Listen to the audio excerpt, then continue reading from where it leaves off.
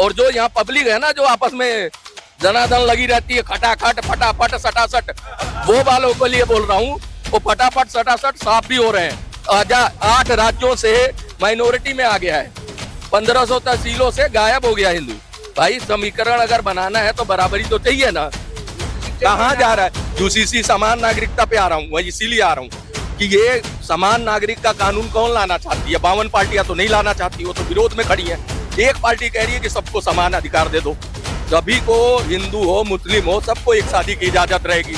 और हाँ, fundamental right है, तो हम अपना राइट मान रहे हैं, इसलिए हम लेते जाइएगा। मैं भी हमें हमारे विरोध में हमारे ही लोग खड़े हैं, हमारे को ही जलील करने के लिए। ये जिस दिन शिक्षित होंगे, हिंदू का दुश्मन हिंदू है। अगर हिंदू की संस्कृति को छिन्न भिन्न किया गया है आज 55 साल 70 साल में, तो हिंदू ने ही मिलकर करवाया है, बाहरी ने नहीं करवाया। इसलिए हमें अपने आप को समझाना है, ना कि इन लोगों को समझाना है। आप समझो, आपके लिए क्या है, नेता का आज भी तुम्हारा घर नहीं बचाने आएंगे और 25 साल बाद भी नहीं तुम्हें बचाने आएंगे। ये तो बस आपसे रोटी सेक रहे हैं, और जिस दिन इन्हें लगेगा मेरी दुकान बंद है, चलो विदेश, बाहर जाके बच जाएंगे। क्योंकि इन्होंने संस्कार अपने बच्चों को यहाँ के स्कूल कॉलेज और यूनिवर्सिटी का नहीं दिया।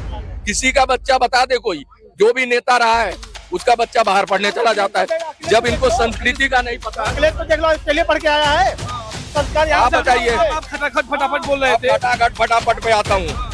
जो केजरीवाल साहब ने कहा था 1000 रुपए हर महिला को देंगे, वहाँ खटाखट लाइन लगी हुई है। और जो इन्होंने बोला था 8500 5 जून को देंगे, 1 सेकंड, 5 जून को 8500 देंगे, तो वहाँ बेचारी महिलाएं जिनको लू लगा है, वो आयुष्मान कार्ड से जाके इलाज करा रही हैं।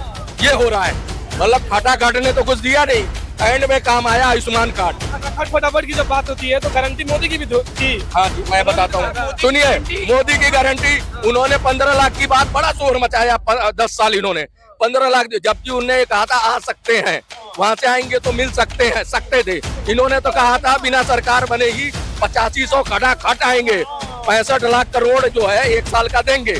65 लाख करोड़ दो ना, आपकी इतनी संपत्ति है, 1 साल दे दो, देखो आपके 10 राज्य में सरकार आ जाएगी। क्योंकि यहाँ तो लोभी लोग हैं, हिंदू तो एक बोरी आटे पे बिक जाएगा, बाकी इनको पैसे दे दो, जो बहुत लालची है उनको दो।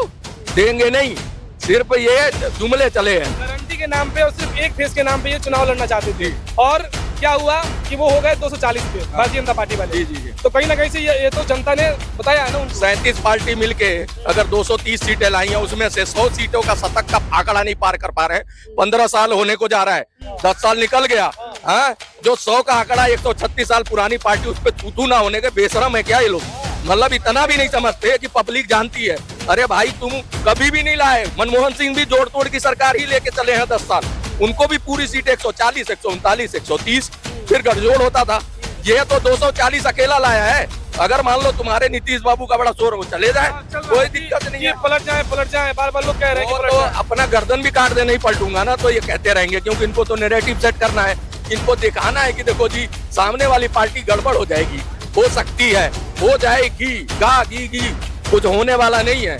मजबूत सरकार बनी है और सबको विभाग मिला है, और इनके पेट में दर्द है, इनको ऐसा मिल गया, उनको ऐसा मिल गया।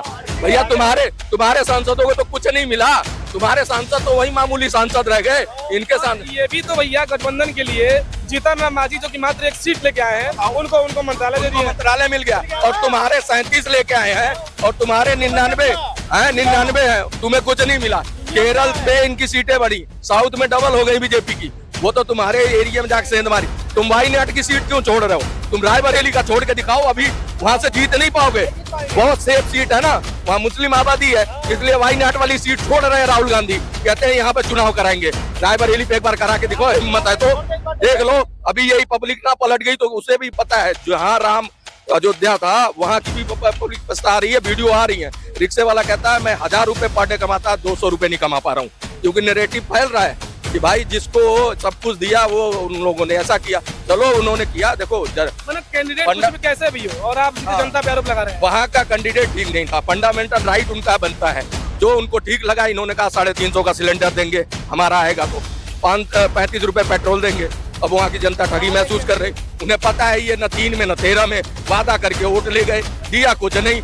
समझ रहे हो, 45,000 का बजट है और तुम 65,000 करोड़ का तुमने वादा कर दिया, कहाँ से दोगे? अपनी संपत्ति बेचोगे तो दे दोगे, आपके पास संपत्ति है इतनी। एक साल सुनो एक साल ये बेच के दे दें, अगले साल किसी स्टेट में सरकार आएगी, फिर भ्रष्टाचार करके इकट्ठा कर लेंगे। इनके पास तो जरिया है, जहाँ इनकी सरकार आती भ्रष्टाचार ही होता है। ये सीधे बोल रहे हैं कि एक रथ है, उस रथ पे नरेंद्र मोदी बैठे हैं, लेकिन चला खींच कौन रहा है? नीतीश कुमार और चंद्रबाबू नायडू। सीधे सीधे ये बात। ये बात तो मनमोहन सिंह से भी पूछ लें, वो भी तो 36 के हाथ पर चल रहे थे, नरसिंह राव भी चले थे। अब ये एनडीए की सरकार है, भाजपा की सरकार नहीं है।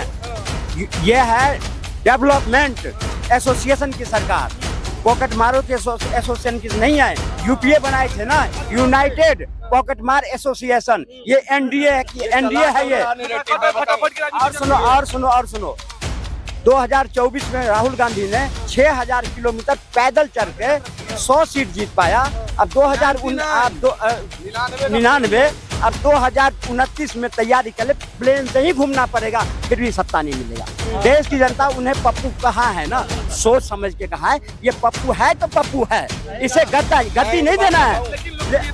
लोकप्रियता राहुल गांधी की लोकप्रियता थी जो उन्होंने भोले भाले जनता को, हम कहते हैं यूपी में, ये जब खटाखट के नारा दिए ना, और जब देने की बारी आई तो फटाफट भागने लगे। अब सारे कार्यालय बंद करके फटाफट भाग गए। अब इनको देश की जनता भी समझ गई है कि ये प्रलोभन देने वाले हैं, काम करने वाले नहीं है। आगे ये साफ है। अरे क्या गलती हुई है? क्या गलती हुई? खड़े रहो, यूपी में बीजेपी की क्या गलती हुई मैं बता रहा हूँ आपको। बेवजह मकान तोड़े गए, बोलने दोगे या आप बोलोगे? हर आदमी की मेमोरी अलग है। मैं भी परेशान हूँ। कहाँ खो चुकी है? बड़े शर्म और बड़े दुख का विषय है, जो देश का प्रधानमंत्री 2 बार पूर्ण बहुमत से आया और तीसरी बार खंडित हो गया। खंडित समझो इसको सीटों के ऊपर। दूसरा, यूपी में वो यूपी के जो मुख्यमंत्री हैं योगी जी, उनकी वजह से यूपी में हारे ये सबसे बड़ी। और हारे तो ठीक हुआ, क्योंकि प्रधानमंत्री बनने का लालच है। अब मोदी जी उसको पीएम नहीं बनाएंगे। अगर मैं आप इसके एक मिनट जब आप सुन लो, ऐसा है, जब आप सुन लो, बात सुनो। आपने कहा ठीक है, घर गिराए गए, रोड का चौड़ीकरण हुआ था, उस पे कितने लोग थे? 200 लोग। उनको मुआवजा 2 बार मिला। चलो 2 बार नहीं, 1 बार मिला है, ठीक है। अयोध्या उन्हीं की संपत्ति है, किसी की संपत्ति और तो नहीं है, बाहरी की संपत्ति। अयोध्या उन्हीं की थी, उन्हीं को रोजगार मिला। टीका लगाने वाला भी 2000 पर डे कमाने लगा। मैं मान रहा हूँ 200-500 घर परिवार तबाह हुए। आबादी तो वहाँ 12 लाख की है। 12 लाख में पता क्या था आपको सही बताऊं, कैंडिडेट जो कैंडिडेट थे वहाँ का, वो चुनाव गलत था बीजेपी का, और कुछ भी नहीं था। अयोध्या के जो वीडियो आ रही है, वहाँ की पब्लिक जानती है कि भैया हमारे पास ऑप्शन नहीं दिया बीजेपी ने, और उन्होंने वर्क नहीं किया। और इन्होंने झूठ का जो जहर बेचा ना कि 350 रुपए सिलेंडर दे देंगे हम और 35 रुपए पेट्रोल दे देंगे, वो जनता ठगी महसूस कर रही कि उसे लगा कि हो सकता है, इसलिए लालच में आके दिया है, और कोई बात नहीं बिगड़ी। और इन्होंने काउंटर नहीं किया। बात ये भी थी कि अगर वो जीतती है तो संविधान खतरे में आ जाएगा, और ये नैरेटिव चला कि संविधान जो है बीजेपी 400 सीटें लाएगी। ये नैरेटिव इनका चला, क्योंकि इनके पास बड़ा गैंग था, खेत खलियान गैंग था, लुटिया गैंग था, चाटुकारिता गैंग था। ये बड़े पत्रकार थे जो यूट्यूब पे आके बैठ गए मेन चैनल से। ध्रुव राठी के हथियार डाला इन्होंने विदेश से, इसका जो स्वराज वाला जो प्यादा है, ठीक है। इस तरह का नैरेटिव इन्होंने बेचा, और यहाँ नैरेटिव बिकता है। अगर मान लो मैं कांग्रेस का यहाँ पे अगर सपोर्ट कर दूंगा ना, मेरी वीडियो इतनी चलती है, क्योंकि उस पे फॉलोवर डबल आ जाते हैं। एक तो बीजेपी वाले देखते हैं कि अरे यार क्या बोल रहा है, कितनी हिम्मत है इसमें, देख कितना झूठ सफाई से बोल रहा है, इसलिए देख लेता वो वीडियो। और हमारे वाले जो उनके वाले हैं, अरे वाह यही तो बोलना था, सही बोल रहा है ये बंदा, इसलिए उसकी वीडियो डबल में चली जाती है। हाँ, नैरेटिव सेट करो। बीजेपी नैरेटिव सेट करने में माहिर नहीं है। आईटी सेल इनका कमजोर है, ये काउंटर नहीं करते। अगर इनके नैरेटिव और फेक झूठ का काउंटर करती ना बीजेपी, आज बहुत बढ़िया स्थिति में होती, लगभग 400 पहुंचती। लेकिन इनके आईटी सेल ने वो काम नहीं किया, और इनके लोगों ने वो जो काउंटर नहीं किया लोकल एरिया में। विधायक ने सांसद का सपोर्ट नहीं किया, क्योंकि एमएनसी बनना था उसको। हाँ, क्योंकि सांसद जो वहाँ का कैंडिडेट था, विधायक ही नहीं सुनता था। विधायक ने सोचा एमएनसी बनना है, ये सपोर्ट कर नहीं रहा, इसको हरवाई दो। इसलिए जो है ये सारी चीजें हुई, आत्ममंथन की जरूरत है। राजपूतों से राजपूत खपाते इनसे, ब्राह्मण खपाते इनसे, कुछ कर ही नहीं पाए। राजपूत को नहीं मना पाए। सुन लो, आपको बताऊं, राजपूत समाज एक खपा था, हिंदू मुसलमान की बातें कर करके इन्होंने अपना सत्यानाश किया। 40-42 सीटें हट गई। 40-42 एक सेकंड, उम्र में बड़े हैं, ये जानते हैं, भली भांति जानते हैं, बहुत अच्छे से जानते हैं।